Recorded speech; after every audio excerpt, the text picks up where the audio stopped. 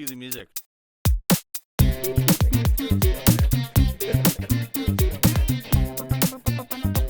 All right, welcome to the Pineapple Podcast. I'm Tyler. This is my friend Dave. Hello. In the back, we have Matt and Josh. Say hi, guys. What's Hi, guys. up? Yo. And we have a special guest with us today, Braeden, Rangno.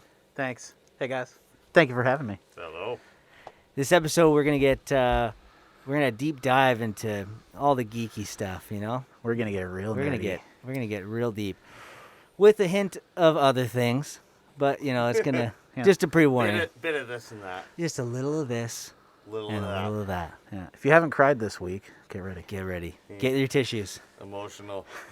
Exactly. Emotional preamp talk. Right? Emotional. Feels good. You got to preamp the preamp talk. Okay. Well, I wanted to start by what energizes you? What energizes Yeah, me? you got lots going on. Spite. Spite? Spite for myself, mostly. We- That's not even a joke. that's the more That's- uncomfortable thing. I can see that. Yeah, you got lots of Yeah. stuff always going on, and spite's what's driving it. I don't know what happened. I swear to God, in the last, because people's careers change and stuff. In the last 3 years, there became something where it's like through gritted teeth, I wanted to accomplish what I'm trying to set out to accomplish, and for the most part, it's in the right direction. So I do not want to fail. I will not let it fail, depending on what that even looks like. Spite over what other people think, or spite over I have to prove it to my old self that I'm gonna do it no matter what. Probably the latter. More spite towards myself. Other people, sure, everyone always wants approval of others, but it's I just wanted to prove to myself that I could do it, and I wasn't going to quit on something or not follow it through, depending on what your bar is of how far you want to go. Yeah. So it's just, I made a promise to myself at 24 that if I couldn't fully support myself doing just music by the time I was 30, I was going to retrain. This was fun, had a good time, did it for a while. It's not really working out, or I didn't figure it out. Let's go back to school and do something that earns me some coins so then I can have a comfy life. And then I got to 30 and I'm doing it and I'm like, oh shit, all right. I didn't really make a plan after that. Okay, let's just keep going. I guess I'll just keep doing it. So are you Yeah. doing just music, or Yeah. are you doing Just music.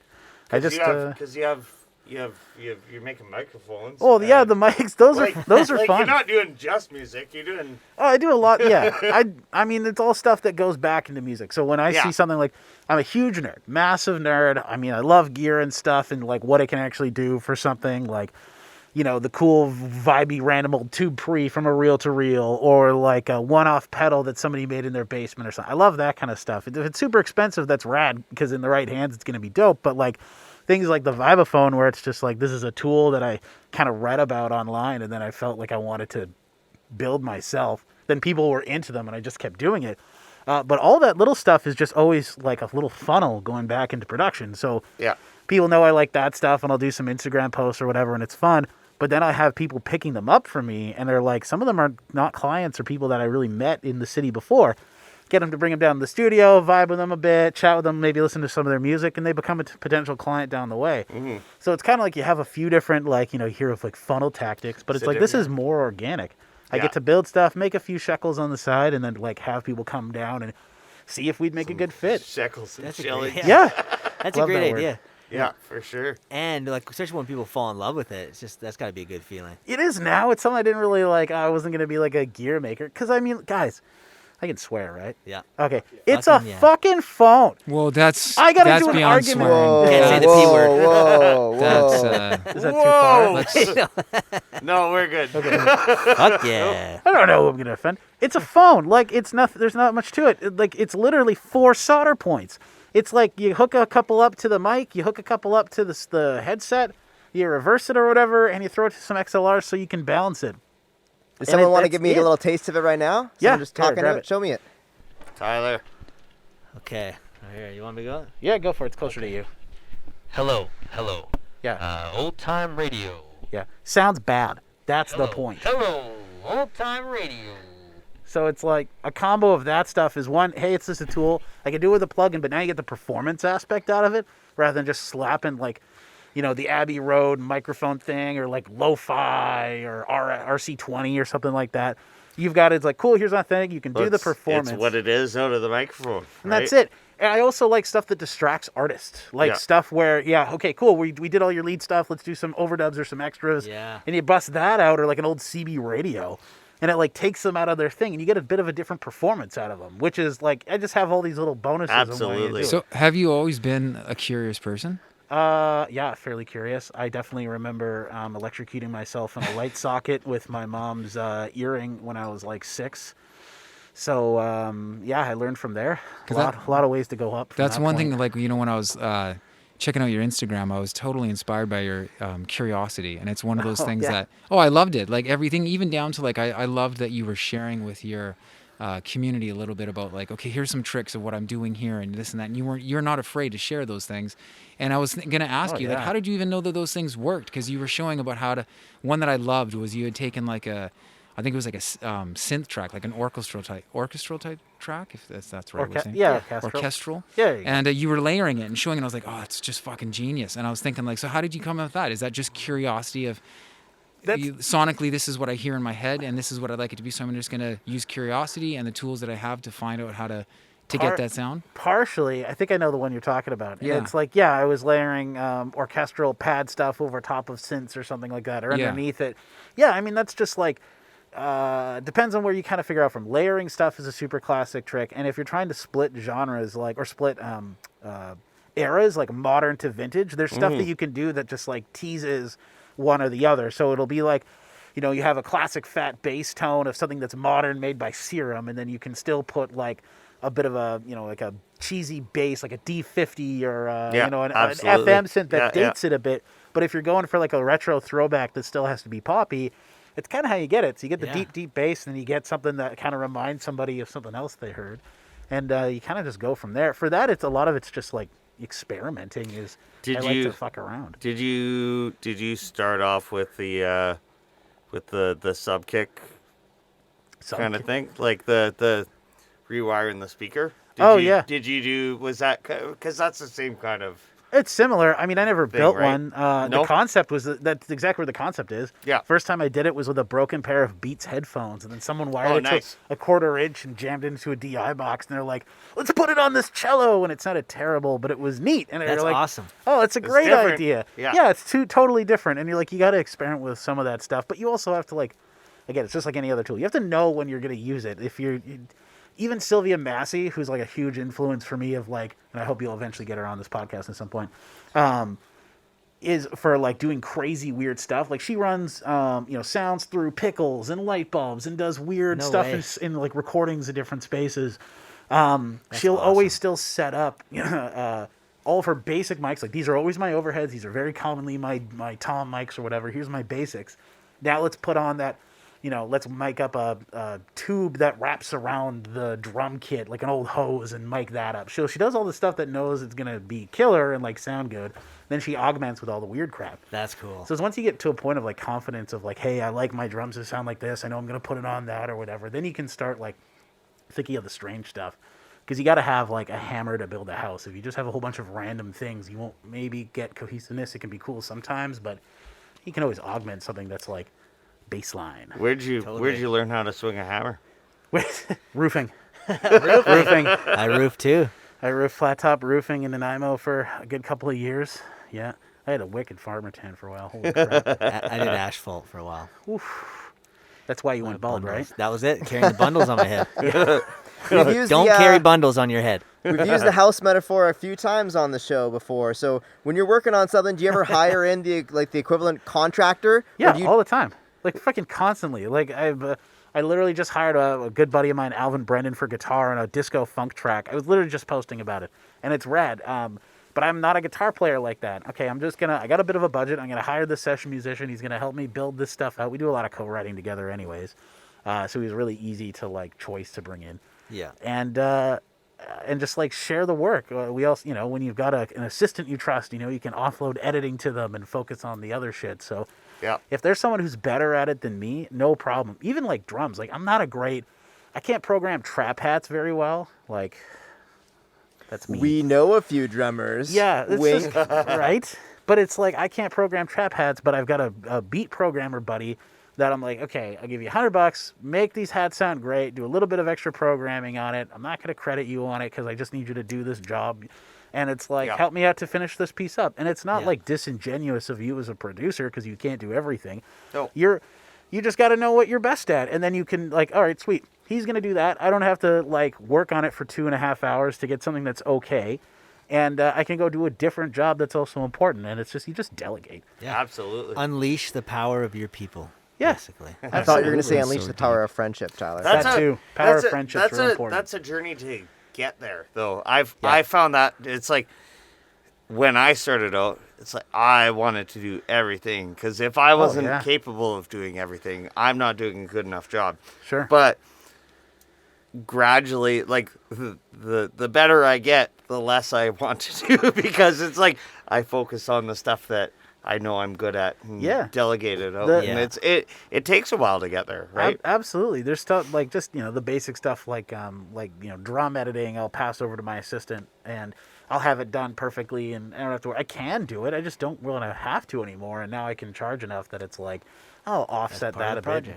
Yeah, but then it's like in that, let's say I'm editing 4 tracks of a rock EP. It's not going to take me that long, but in that 2 hours, I could go be mixing a whole other thing that I'm getting paid for. Yeah. She's covered, and I get to support someone else, and then that other person gets their mix way quicker. That's awesome. It's just absolutely. just knowing how to do it. But it definitely takes a while before you can get to the confidence level where you know that. But also, like, ego gets in the way, too, where it's like, I want to do it. Like, Totally. like, he won't edit those drums properly. Well, I'll do it. And then you're like, well, I probably should just pass it off because I should focus on this. There's one I was doing electronic. I do so many different genres. I say I have genre ADD. Like I can't just focus on one thing. I know what You're not genre to do. fluid. Yeah. I know that I can't focus on like. I know what to stay away from. Like, I don't do, like, metal. I got people that are better at that, buddies that I can recommend. Like, I don't do consummate country because it's just not my game. But I like to do fusion stuff. Anyways, I had a point somewhere in there. I remember doing electronic. It was, like, synthwave, EDM shit. Super cool stuff. And there was a vocalist that expressed interest at the time. And I was thinking about the song being all instrumental. I wanted to be, like, the superhero of production on this EP, on this record, doing the stuff with this guy. And it could have gone either way. The track is super cool. It had a wicked top line that was already very melodic. And I was like, no, let's just go instrumental. Why do we want to hire out this other vocalist that we don't know who the hell he is from the middle of, across the country and down in the States? We're like, we'll pass. Thanks for your interest. That kid has done more cool stuff with bigger people since then than I would ever care to mention. He is such a good writer and a vocalist. I'm like, ego got in the way of that one. I should have just given it a chance. But I remember being like, "Oh, I want to be the superhero of this one." I'm the hero of this story. We're doing all instrumentals, and I want to make like the lead. How come the lead can't be good enough? And that was just like immature thinking. That was me as a keyboard player, always in the middle band. Yeah, and like the song still ended up really rad and did super well on Spotify, and we've gotten it on placed and stuff and that kind of thing. But it probably could have been even a little better with that vocalist. If anything, I could have just forged a relationship with that dude early on. And we're buddies now.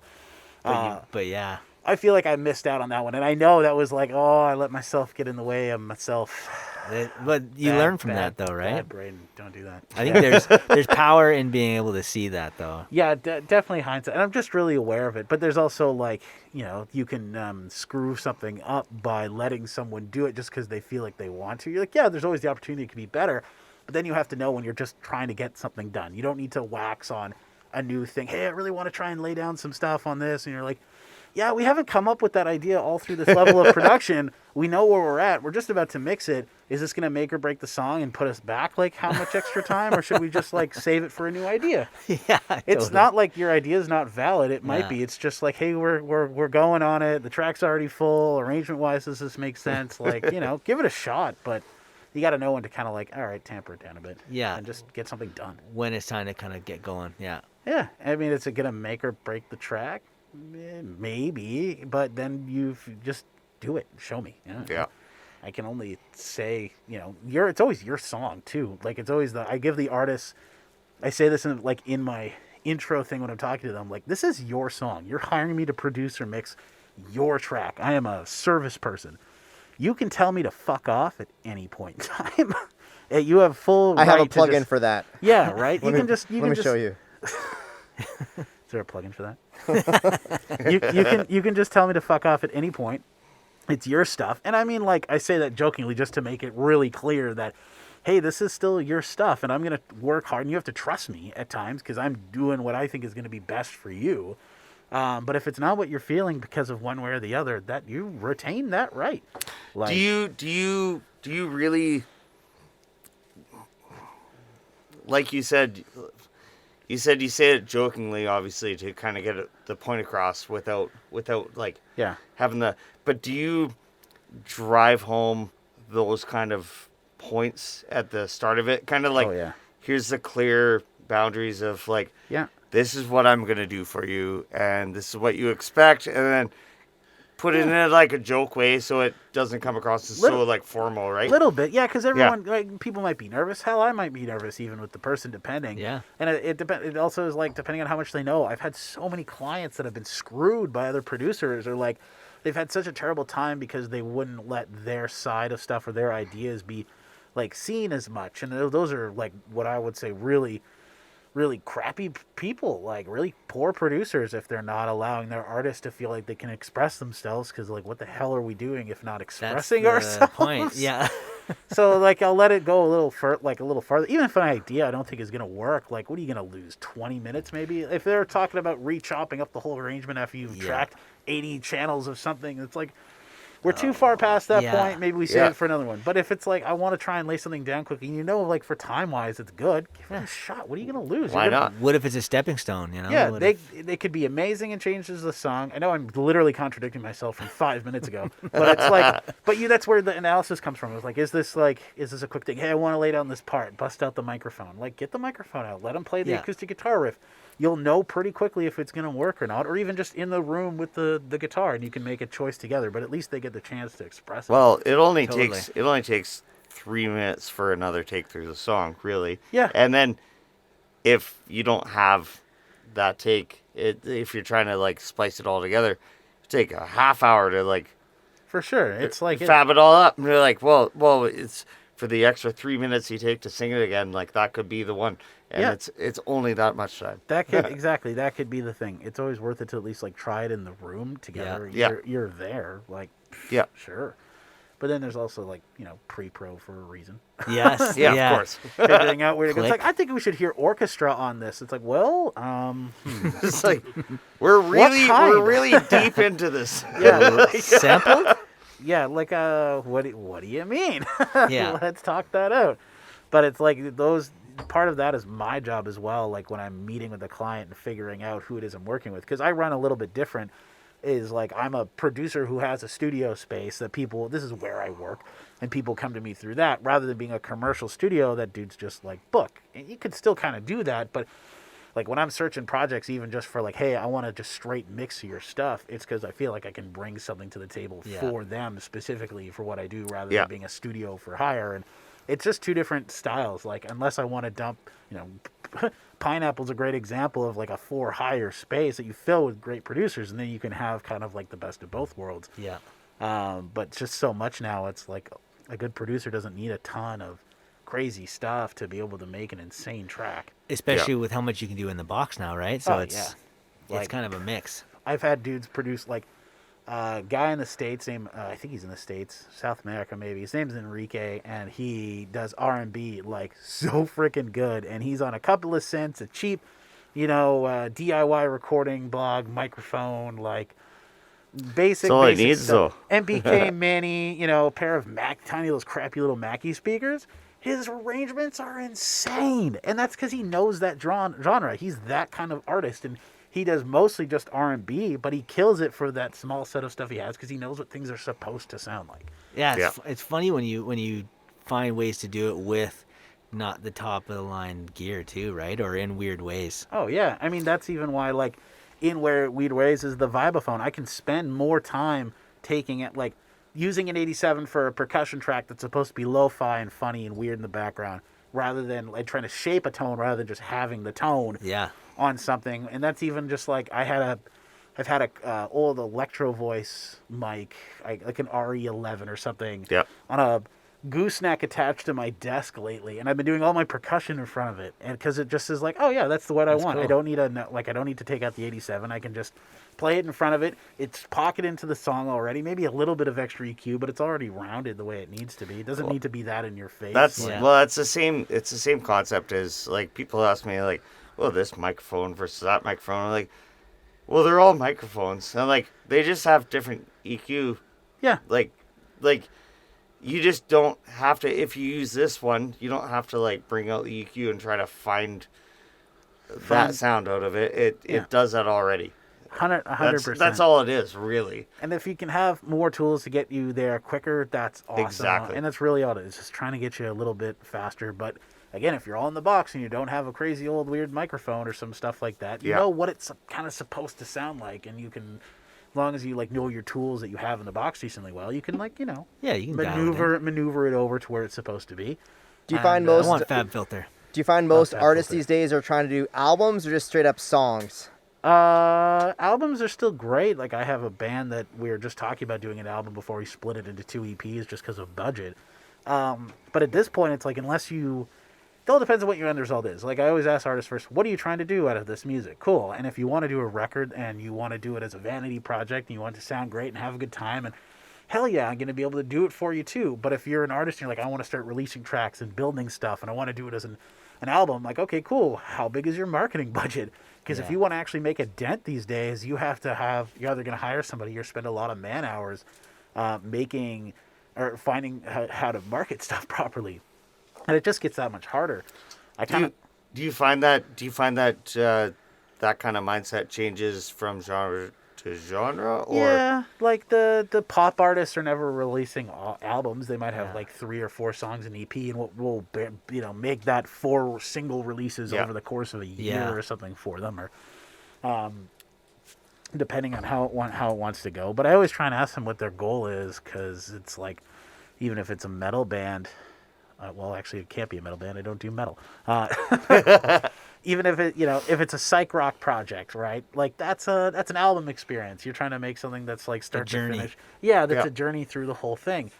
But it only really comes down to budget. You can do a record as a pop artist and have all this stuff, but it's going to cost you a hell of a lot more, and it's going to be a lot harder to consider like individual releases potentially and keeping the cohesiveness of a record. Do you have enough fans that even it makes sense to? Like, I'm going to help you, and if you've got the budget, awesome, but I'm not going to needlessly take your money just because I want to do a bigger record. And they'll usually come back to me more because of that. Yeah. Totally.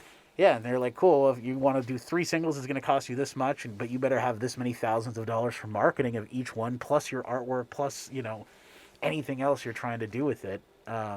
So do you bring that up with the artists when you're chatting with them? Like, that's like the first thing I bring well up. done. It's like, what are we trying to accomplish with these recordings? Yeah. That is the first thing. Because well done. then I can gauge if I'm the right dude. Well, especially too, you're going much farther than just recording now. Like you're helping to teach them and to guide them and to give them lessons. Oh, and yeah. That's something that is, I mean, that's absolutely amazing, because I know for even our experience that it was something that you went to the studio and it was literally all you were getting was information about the studio. Yeah. So the fact that you're even offering that, like what you're showing is that level of transparency and authenticity for them, and the empathy as well as understanding where they're at. For sure. And you're right, like that reciprocity of when you give, it comes back tenfold. And so well done. Yeah, if you're trying at this point, at least in terms of being a modern producer, you can't just be an engineer. I love making stuff sound great, but it's like that's a producer's job, in my opinion, to set the person up with as much info as you possibly can if they're willing to listen. Like that's like any business and running something. That's a value added service. You are over delivering and under promising. And I literally just had one of my pop artists in today. We were doing the last little bit of vocals on something on this disco funk track, and then I gave her like 4 different PDFs of marketing and releasing, contact stuff for Spotify people, earshot distro contacts for college radio stuff. Like, that's awesome. I'm not going to do this work for you, but I've compiled all this information that it's like, if I'm not giving it to you, I feel like I'm only kind of doing part of my job. You're just not. I want them to be able to take this and succeed with the music we're doing. Why would I just, okay? Yeah, I'm out. I made my money. Peace. I'm going to roll a joint now. Yeah, see you later. Yeah. It's just like I don't know. It's lazy. You don't have to do that much more work to just have a Drop, rolling some, PDF drop document. some knowledge, basically. Yeah, I'd say though that it's. I mean, it's clearly you have a heart for it as well because it goes much more beyond just the recording process. Yeah, and that's where each one of us have been in studios where you go in and literally all it is you go in, you record, and you leave. So what you're explaining is absolutely amazing, and it's because you have a heart for it, and you can see it, you can feel it, you can hear it, and it's incredibly valuable. That's also is probably what's making you even more valuable is that you are giving so much more. And that's something, man. Well done, because that is something Thanks, that man. I think that like what a gift to give to every single artist that you're working with is so much more. So they're not only paying for they're paying for schooling at the same time. So well done. Oh yeah, like that makes my life easier for the next record if they want to. Yep. That guarantees there being a next record, because it's like, how disheartening is it to, I say it's called blowing your load all at once, where it's like you do the whole record and you release it all at once, you do a single and the record's done, then it's done, and you're like, oh, what do I do now? And you have no freaking clue what to do with your music, or what. Like all you can do is at least point them in the right direction. If they don't want to do that work, that's fine. You can, but no one will ever accuse you of not doing enough for them. Yeah. Or Totally. or at least not, again, trying to set them up a little bit for success. Because again, with the way I do production and stuff, I do a lot of co-writing. Their success is my success. Yeah. If I've got something that, The further they go, yeah, for for sure. Like to even the point where some artists like, oh, this isn't gonna pop off on Spotify, but like, man, you should talk. You're really good at networking. Like, you're a good songwriter, but you're really good at networking. You should try and meet like music publishers. You should try music supervisors. Sorry. And directors, and try and get your tunes in the backgrounds of like film and TV spots, because there's like even so much more money in sync. Oh yeah. So much money in sync. But then they're kick ass at that stuff, and set them up to start learning how to do it. Googling who's doing the movie or the Netflix specials that you love and where the music's coming from for that. Yeah. What's like the first step that you would suggest for an artist to take towards even like researching that? Like what? Well, there's like traditional sync, and then there's micro sync. So I'd like just start Googling what is sync. Yeah. what is syncing music? Because there's so many different. SYNC. Yeah, there's so many different aspects to it. Okay, so right off the top, there is traditional sync, so film, TV, movies, and stuff, where someone wants to put it as like a trailer or in the middle of the song. Or for an ad campaign, like I did really well with like Lululemon a few years ago, bought a song from us for like 30 seconds of an ad campaign in the summer on digital only, and it paid very well. Awesome. And that Did was they pay you in soap? Yeah, leggings actually. Oh, I was thinking Lush. Yeah. I went No, straight no, for Lush. Lush. I heard Lululemon, Yeah, and I was like, that's an L. I wish I could do a Lush thing. Oh No, my they God. tried to pay me, so they didn't have any. Everyone who works for Lush loves it. It's a great product. Yeah. I like Lush. It makes me smell good. But Okay, go on. So there's like traditional sync with that, and that's one set. Then there's like, micro sync or YouTube sync. So you can see like the TikTok videos being a good example of it. But if you can get on, the services like Soundstripe or something, where they're specifically putting you up for grabs from people for like a low monthly cost, but you can do like a song can sync multiple ways potentially. So they can use it exclusively, or they can use it non-exclusively. If it's exclusive, then it's kind of theirs, then they own the master of it. And they but pay you're still more, writing. It can, but it can also be like, I'm getting a little bit twisted around here, just because there's so many aspects to this, and I want to approach it right. So with microsync, you can have stuff like you have YouTubers that are taking tracks from like a library of stuff, and they can anybody can use it. So you might pop up on one style of thing or like a different channel or something on YouTube.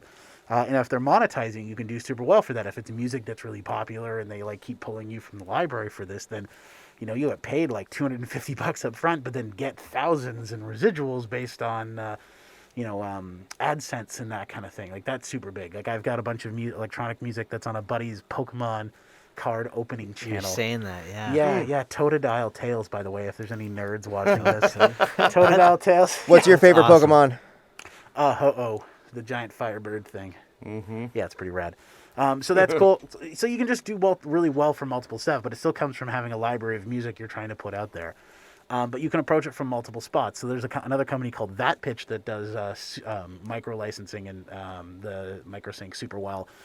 And they are playing like a monthly flat fee. They're putting it in front of a ton of different exclusive clients. So you're not like 10,000 people applying for one brief. It'll be a lower upfront thing, but you can submit tons more music and then like I've had buddies through that company that have made like he just got a check for like $8,000 because it got picked up by a skincare company and they're putting ads everywhere right now, so he's getting tons of play from it. Nivea. So, yeah, potentially. The kind of education that you're talking about, though, is so phenomenal for a lot of artists coming up, especially that have no clue about the potential. That was something that I remember just when my, brain was exploding with, I didn't even know the opportunities were there for film, for television, it's video immense. Games, That was one of the big ones for us was video games. It was a huge one for us to get into video games, and we were so proud to get into them. And I think that like the opportunity to, I mean, how cool would it be for the community, especially musicians, like all looking out for each other, helping to educate. I love you're doing it because I think that that's something that has really upped your value. You become very, very valuable to the people that are working with you. From a marketing perspective, that's something that you always want to be. Is when I believe when you give, you receive, and so that's something that with our agency that we've always believed in is being able to have that genuine heart where you do definitely want to see people succeed out of the kindness of your heart. I generally give a shit about these people. And there's like a lot of traditional studio stuff where it's like, come in, do your time, leave. And the band can be terrible, whatever. But again, I think you're just doing one portion of it. In this day and age, if you want to be a modern producer, especially someone that can work remotely or in town or whatever, like you don't have to be in Vancouver or LA or Nashville to do well. And you don't even have to be able to, you don't even have to be in the room with a lot of these people. If they can like give you half decent stuff and you're a good track producer, some would say beat maker, but it's kind of a different thing when you're writing a song for somebody for like a particular vibe.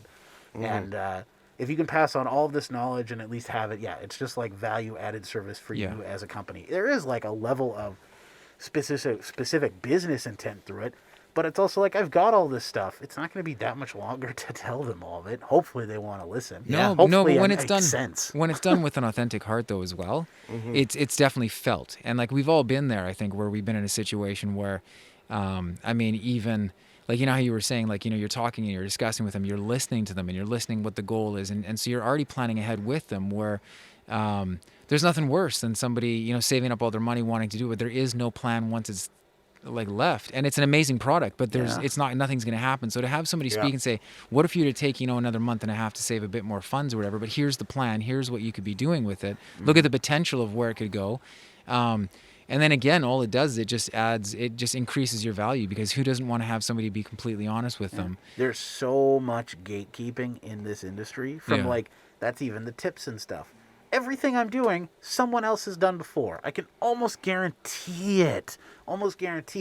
Even Game Changer Audio. Let's get really nerdy. Game Changer Audio. They have the Xenon tube pedal, right? They've got the crazy. It literally runs through like a small incandescent tube thing in the pedal. That's the one you got, right? No, this is a different thing. It's a Spring Reverb. Same company. They weren't the first dudes to do it.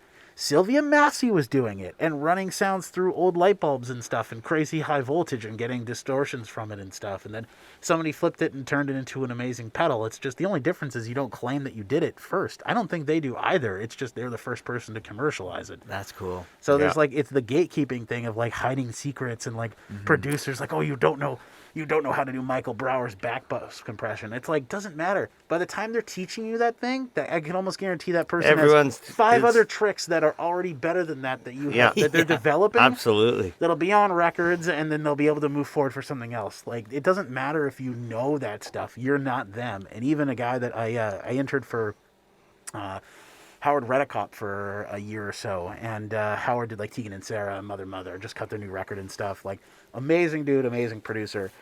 And Howard, even on the top, off the top, was like, yeah, this is how I like doing my ambience send of my guitars or whatever through this thing. But he's like, if you don't know why I'm doing it, or like why it's calling for that right now, it doesn't matter that you're doing it. If you just start adding it to all of your sessions, well, a trick's no good unless it serves a purpose. Yeah, context. It's an illusion, Dave. I love trying weird shit.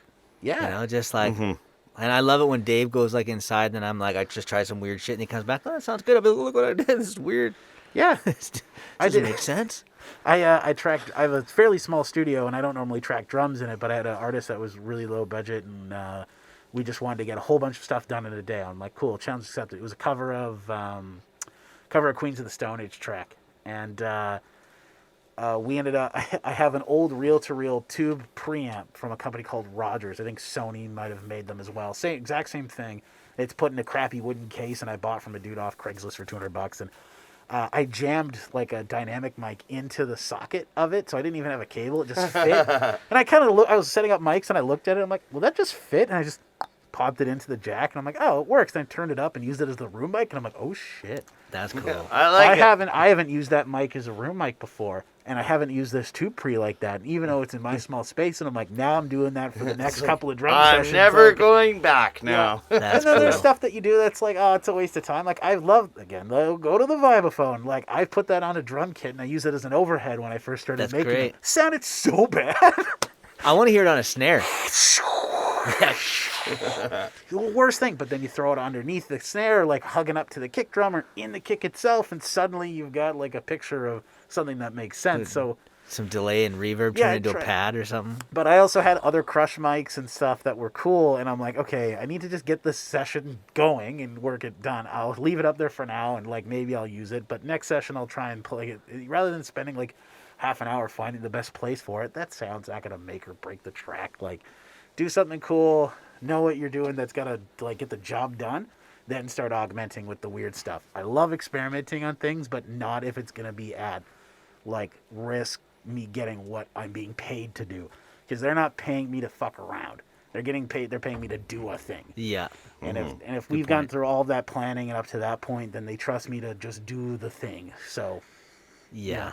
I love experimenting, but only if I can have the time for it, I guess. I don't know. Yeah.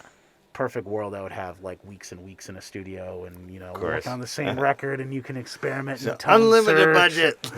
Yeah, like let's try it again from the top. Exactly. Let's try it again in a different way. But if we're gonna do that, man, your songs better be good. Yeah. Absolutely. If your fucking songs suck, like why are we even doing it? Everything is just to make like once you know the song's good, everything else is just to like mess with stuff so the song's great. Yeah. Something special, like when you find that special artist to work with, and you're like, "Oh wow, they're really good. I just want to capture this as much as possible." I'll keep doing this over and over again because it's a joy no matter what. Like, totally, 100%. That must be a blast working with Tisa.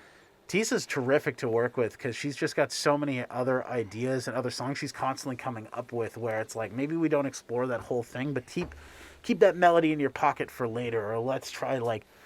The vibe of what you're approaching with is perfect, but it's not right for this song. But keep that, please, and don't stop because, like, I want to be able to harness that later. So for working with her, a lot of it is just making sure I can, not manage her artistic direction, but just like take what I know I need to, because she's just got so many awesome ideas and like moods and ways to approach tracks and different ways to go. That's almost a little harder because I just got to know, like, all right, what is my end goal with this song? What is our vibe? Because she's so good, we could just keep stacking vocals. We could keep trying new parts. Beautiful voice. Yeah, and we could just kind of start moving away from the point. And even like the EP I did with her last year, or in 20, I can't even remember time anymore with 2020. Back then. There's tracks where like, it took me months to work on one of the songs. Like I reworked it as a producer more times than I'd care to admit because it just wasn't right. And then all of a sudden something just clicks and the rest of stuff falls together. Like you feel like there's a song there, but you're kind of like circling it, and then all of a sudden you'll get the right idea to go towards. And again, it's like I don't want to discredit the ideas. I want to be able to follow stuff because you don't really know what's gonna work sometimes. I think you were saying that about her song "Missing Love." I think it was like the third. You reworked the vocals a few times, right? Yeah, we recut stuff with her a couple of times because like I was digging into like a lot of confidence with like the authenticity thing, and when I heard some of her other songs before, they were very much Tisa songs. She sung them with this phenomenal, like with her great voice that she has, but I knew there was like another level of Tisa I had heard, a level of confidence that came on some of the covers rather than hers that I hadn't heard yet. So I know what she could do, and I've heard her do it before. So I knew that I could like, okay, let's like you sound great, you're in tune, the performance is good, but there's another level. Let's try and go further. Is that just based off of what you've heard before, or do you ever get that with? Sorry to like. No, that's cool. Not just with her, but do you ever get that with? I know you could achieve more, and you haven't heard it yet, but you know. Yeah, if I know the person, the Tisa I had done recordings with her. I'd heard other tracks she'd done with other people. I'd seen her live a ton of times. Yep. Like she was a development artist for a while. I was putting way more time than I would into a project normally. Yeah. But that's because I knew that this was going to be really special. She was an artist that in town, like, people knew about her and liked her voice, and I wanted to make sure that, like, the stuff I was putting out with were Special. undeniably fantastic. Yeah. Like, period. I think it's really cool how you found your buddy wrote that song, or you found that song and you're like, this needs to be her voice. Yeah, it was weird. I was doing an EP for I was looking for a single to do with this artist named Young Friend, and we were going through like 20. Who's a crazy good bedroom pop artist. Like, love that guy. And we were going through like 20 songs of his other stuff that he had just wrote, and some of them were just like a verse and a chorus. Some of them were just a chorus and some melody stuff. And I heard this, and I'm like, this isn't a Young Friend song, but I know who this is. And I went, like, just like that scene in Back to the Future. Yeah. I'm like, it's your brother Marvin. Remember that cool new sound you've been looking Yeah, for? it was like, I literally messaged her. I'm like, I found your 4th track. That's awesome. She's like, what are you talking about? This one's Send her for you. send her the rough. And I'm like, immediately I was like, because I was trying to find songs that I was doing with him. And I'm like, okay, I know who needs to do this. Is this okay? He's like, yeah, it's a co-write with me and another friend. And all it was is like a chorus. I'm like, cool. Tisa went and wrote her verses to it. She brought the rest of it to life. Like, the chorus is great, but we had to write all of like the content to it that actually is going to give the soul of the song. And I knew which players I was going to bring in. I knew the majority of the work was going to be done live off the floor with these 3 dudes. Alvin Brendan on guitar, Derek DiFilippo on bass, and Tim Prosnick. Yeah, Tim Prosnick on drums.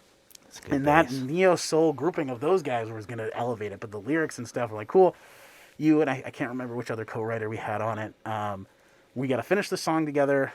You know, Tisa went and gave some like amazing verses that meant a lot to her, that represented the amazing chorus we had and her feelings on it, and then took it to that next point. I just knew listening to it, I'm like, this is a neo soul song, and this is coming from a bedroom pop artist. It's great, but it's got to go to this person. And it's not like I could say that with every track. I knew where it needed to go, but sometimes you hear something and you're like, I know that's got to be a Couch Cushion Fortress track. Yeah. Or got to be like, you know, got to be a Tisa Rahim song. Little plug for my buddies. A classic. Yeah. You know what? I want to play for our listeners that her song, if you're cool with that. Yeah, absolutely.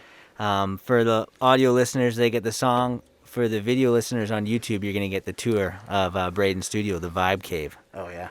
So let's go in 3, 2, 1.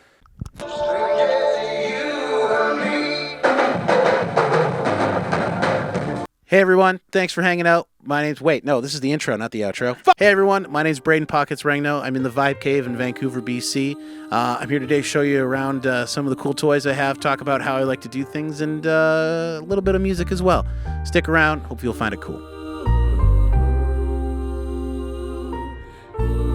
At this point for the studio, the biggest thing for me, I'm trying to make more music work for the artists I'm working on, because there's so much more to just being an artist and releasing something and throwing it out to the masses and hoping for the best. And it's not even just the business side. There is other ways to make your music work for you. And over time, I've kind of realized it through little opportunities. Like I had a placement with Lululemon a few years ago for one of their ad campaigns. That was huge for me.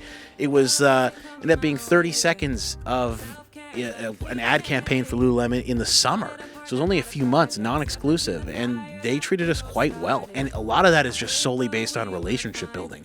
So for me, over the time, I've been trying to contact different directors, music supervisors, and you know, without trying to be a pushy asshole, like let's get in front of them and try and get some of this music heard. I work on stuff from like salsa dancehall to jazz pop, pop R&B stuff. I just did like a stoner rock record. As long as it sounds good and people are happy, I feel like I did a probably pretty good job. If you want to get super nerdy and like what's on my mix bus or like what am I doing for gear, I'm happy to talk about it. Let's talk gear really quick. Let's move that. This controls the lights. That's the most important piece of gear in the studio. The rolling tray, the second most important piece of gear in the studio.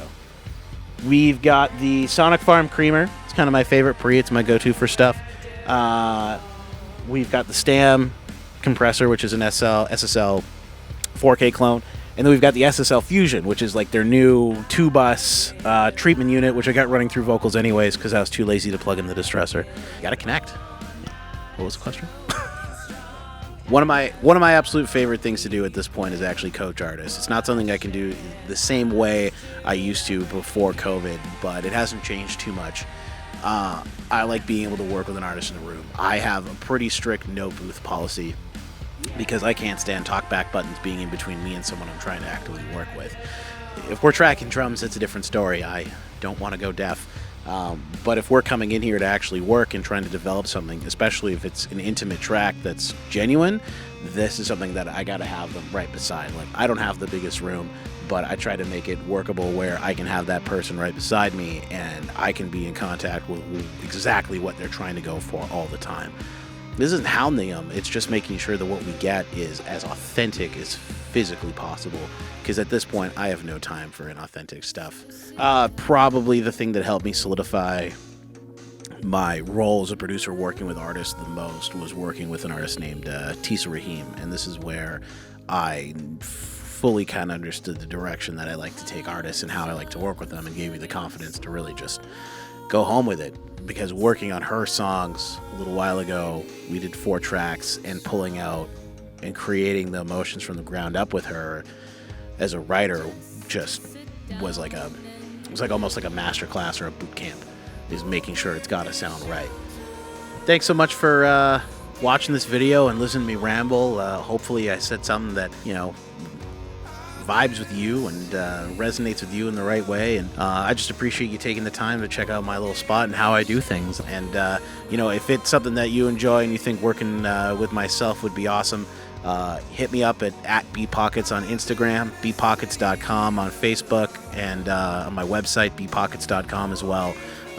Whether you're in Vancouver or international, if you've got music that you think I could help you with and we could work well together, by all means send it. I'd at least love to hear it.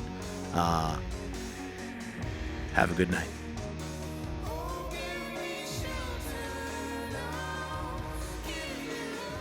Thanks for coming down here tonight, Hey, man. thanks for having me. It was a good time. Hey, happy birthday. Oh, thanks, man. Yeah, happy This is a birthday. great birthday treat having you here. Nice Birthday to to you.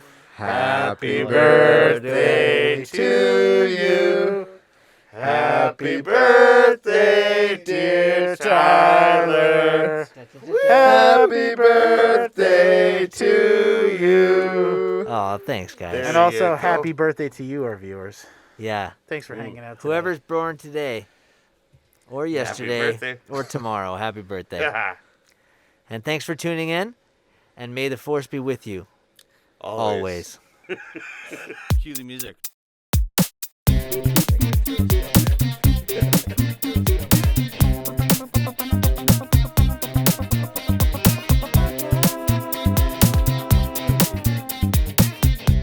Do you like cold rum drinks and hot COVID-free times? Because I do. Personally, if someone really wanted to pay me to see me naked and doing something like that, I'd do it. I'd wonder why. I'd be really curious why.